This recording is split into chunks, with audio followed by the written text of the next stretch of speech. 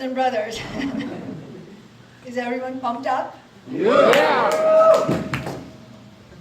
Well, Obama's final State of the Union was filled with optimism for the future of the United States.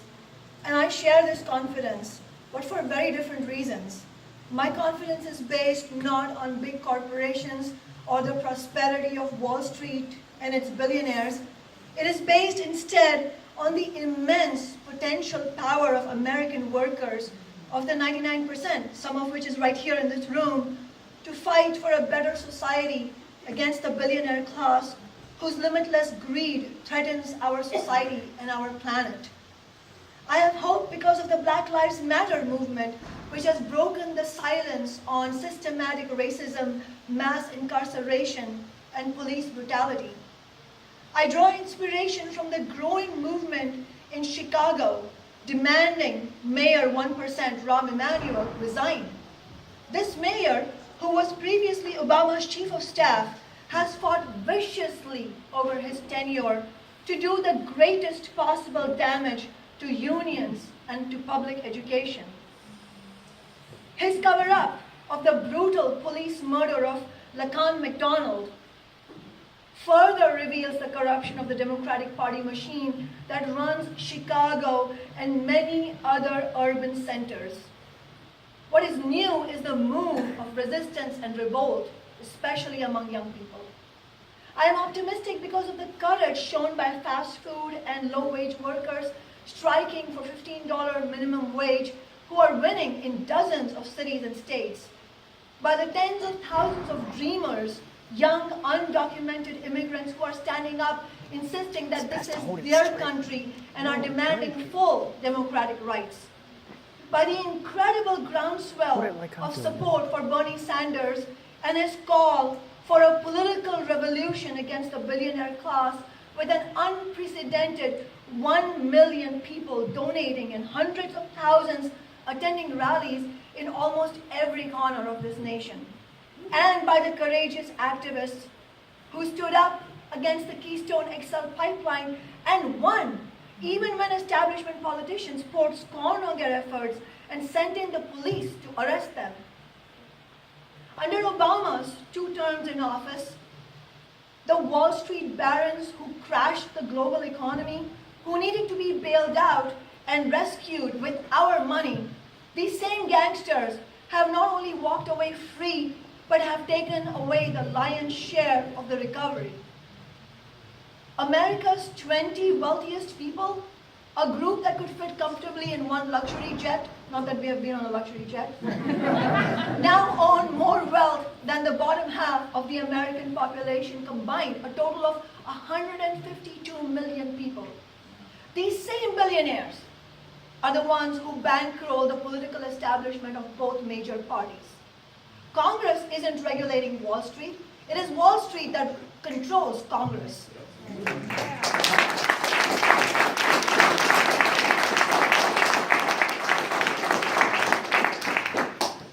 And what do we have left for us?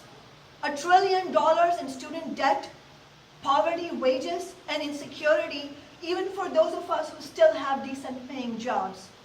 And despite so many hopes, rather than overcoming the gulf between the classes, Obama's legacy is not less, but more income inequality. Inequality has actually grown 4 times faster under Obama than under Bush. I'm sure you heard Obama joke tonight about job security and longevity for US Congress members. But for millions of American workers, this is not a joke, that most of us have no hope of job security or retirement. As the crisis in the Middle East grows, many Americans now fear terrorism from ISIS. Our hearts go out to the victims and families in the horrific attacks in Beirut, Paris, and San Bernardino. My sisters and brothers, there needs to be a strategy to stop terrorism, but there will not be a solution without ending the unjust wars, the drone strikes, the ongoing support for oppressive regimes in the Middle East, which allow Western corporations to exploit the region and keep masses of people impoverished.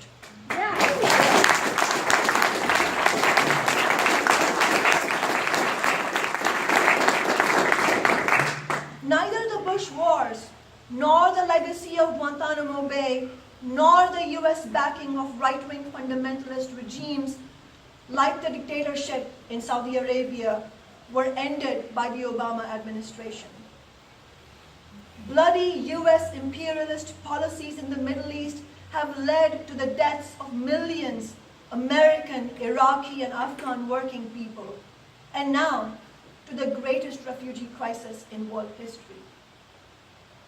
Instead of relying on reactionary regimes, I advocate a socialist strategy of supporting the self-organization of people in trade unions, in mass movements, in the best, most inspiring traditions of the Arab Spring.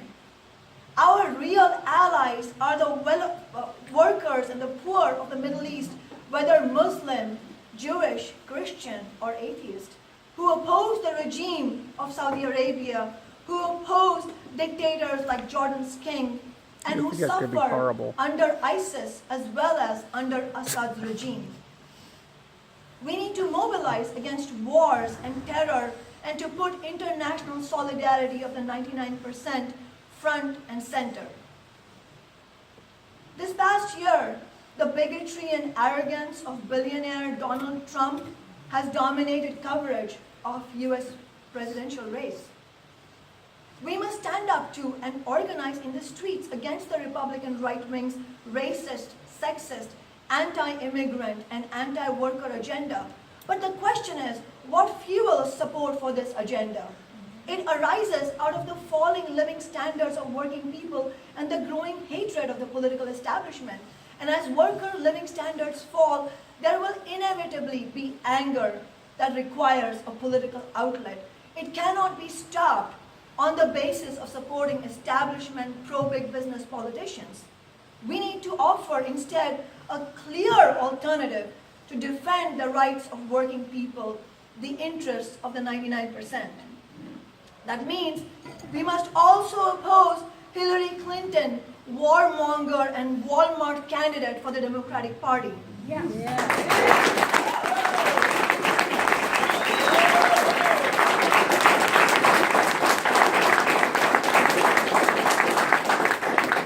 My sisters and brothers, it would be great to have a female president to fight for women's rights. Unfortunately, Hillary Clinton will not deliver on that. And if the 99% have to choose between two Wall Street candidates for president, it is far more likely that workers and youth will stay home and the Republicans may win. Bernie Sanders, on the other hand, is giving voice to the enormous desire for progressive change. Many of Bernie's supporters are excited about a self-described democratic socialist candidate. But what is socialism? Millions are asking. A socialist society would put people before profit, the environment before big oil, in which the resources of the major corporations are taken into democratic public ownership, rationally planned for the needs of society as a whole. I am not a Democrat, but I would welcome it if Bernie Sanders were to win the Democratic nomination, because this would be a major blow to the political establishment and to the corporate politics of America.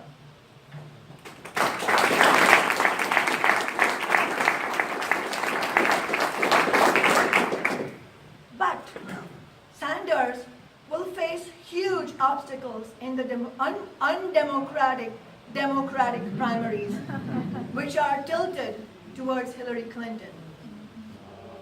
Defeating Clinton and the Wall Street interests behind her will require Sanders supporters to build a massive new grassroots political force capable of waging a fierce battle against the Democratic Party machine at every level of American politics. Effectively,